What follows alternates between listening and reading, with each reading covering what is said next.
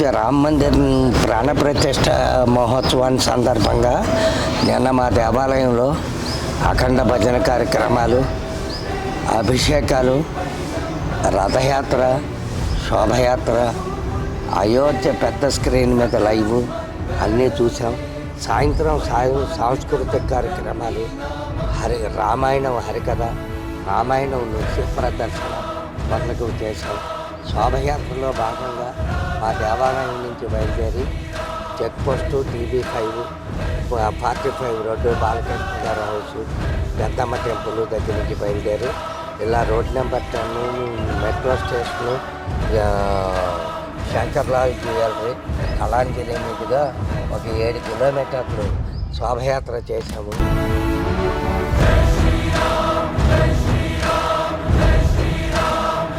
అయోధ్యలో రాముని ప్రాణప్రతిష్ఠ జరిగినందుకు ఎలా అనిపిస్తుంది మీకు? చాలా సంతోషంగా ఉంది. ఇది ఎన్నో సంవత్సరాల నుంచి మన కన్న కళ. ఈ కళను పూర్వకాలం వాళ్ళు ఎవరు చూడలేదు, కానీ ఈ తరంలో మనందరం అదృష్టవంతులు.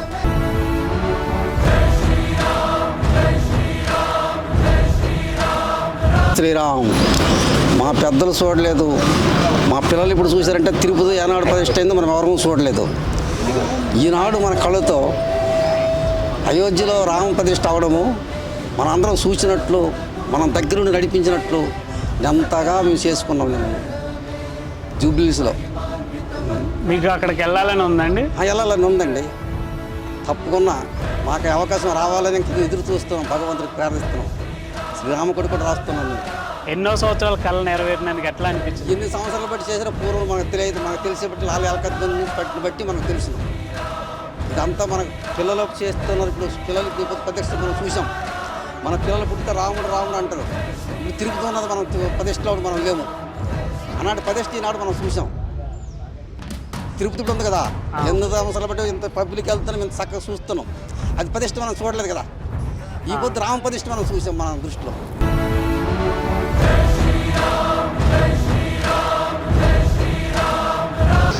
రాముల వారి గురించి చెప్పాలంటే ఎంతో గొప్పతనం.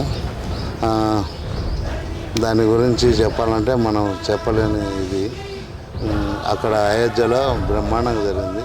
మంచి శుభకార్యం, శుభోదయం.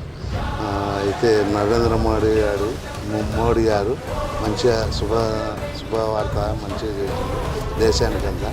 అవి శుభవార్త అంటే అలా ఉండాలి, అలా చేయాలి. దేశానికి మేలు చేసినది ఎవరంటే నరేంద్ర మోడీ గారు మంచిగా చేశారు. అయోధ్యలో రాముడి ప్రాణప్రతిష్ఠ మీకు ఎట్లా అనిపించింది? మాకు సూపర్ డూపర్గా అనిపించింది. అయోధ్యలో చాలా సూపర్గా చేశారు నరేంద్ర మోడీ గారు. దేవుడు అనుగ్రహిస్తే తప్పకుండా అక్కడికి వెళ్తారు? అక్కడికి వెళ్తాం కంపల్సరీ. అది రామ మందిర ప్రతిష్ట మన దేశ ప్రతిష్టకే తలమానికంగా మోడీ గారు చాలా బాగా జరిపించారు.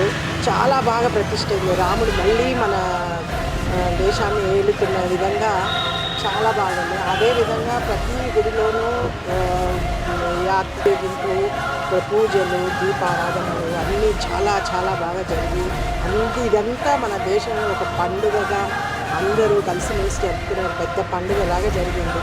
దానికి చాలా తృప్తిగా ఉంది, సంతోషంగా ఉంది. ప్రతి ఒక్కళ్ళకి అందరికీ అక్షంతలు అందించారు. అది ఇంకా గొప్ప విషయం. అది రాముల వారి ఆశీర్వాదంతో అందరం బాగుండాలి. సర్వే జనా సుఖినో భవంతు.